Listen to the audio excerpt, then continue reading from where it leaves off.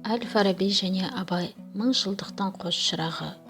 Мыңжылдықтың басы мен аяғында дүниеге келген, араларында ғасырлық ұзақ жол жатқан Әл-Фараби мен Абайды бір-бірімен тамырлас, тағдырлас ететін нендей сыр, нендей күш. Осы ретте оқырмандарымызға Әл-Фараби мен Абай арасындағы ұқсастықты айта кетсек.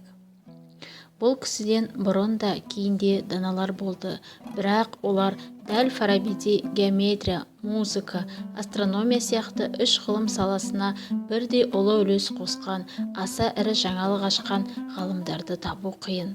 Платон, Аристотель сияқты ғұламалар музыканы жөнді меңгере алмағанын өздері жазып кеткен.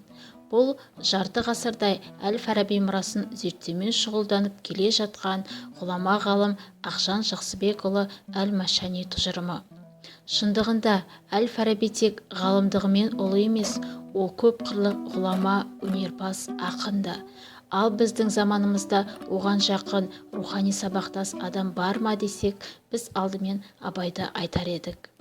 Ұлы адамдар дүниеге мың жылда бір-ақ келеді дегендей, қазақ топырағынан шыққан екі ойшыл данышпанның арасы да мың жыл шамасы дейді ол. Екі ұлы бабаларының ұрпағы дана дейді, сонда олардың даналығы неде? Заманымыздың ойшылы Мұхтар Әуезов халқымыз нәр алған руханияттың үш қайнар көзі бар деген. Олар біріншісі қазақ халқының көнеден келе жатқан мәдениеті мен өнері, екіншісі орыс мәдениеті, сол арқылы келген батыс мәдениеті, үшіншісі қазақ мәдениеті мен өнері. Осының үшеуі де Абайға да Әл-Фарабиге де ортақ. Мәселен, Әл-Фараби ғылымның көркі оның иесін танудың жолы екенін ескертсе, Абай жер жүзін безендірген тәңірім шебер деп ғалым иесіне тәубе келтіреді. Немесе бабаның әр адамның ғаламда орны бар деген тұжырымын Абай сен де бір кірпіш дүниеге кетігін тапты, бар қалан деп нақтылай түседі. Әбу-Насыр Әл-Фарабидің дүние ғажап, сен есім, жақли көзбен қарасан, дүние қоқыс, сен мешін. Көне заманғы осы ойда Абай бұлай деп өрнектейді. Әсемпаз болма әр неге, өнерпаз болсаң әр қалан.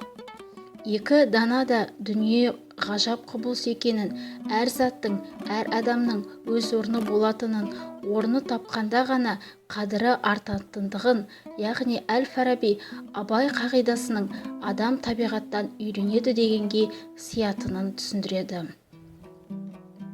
Адамзат өз мекенінде жарастықпен, тату-тәтті, ынсаппен, қанағатпен ғұмыр кешпесе, өз мекенін өзі ойрандайды.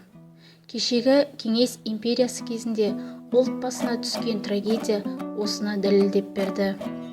Осыны көріп болжағандай, дана Абайдың адаспайтын хакімдер болмаса, дүние ойран болар еді деген сәуегейлік сөзі мың жыл бұрын Қайырымды қала тұрғындары кітабында баба айтқан оймен астасып жатуы кездейсоқтық болмаса керек.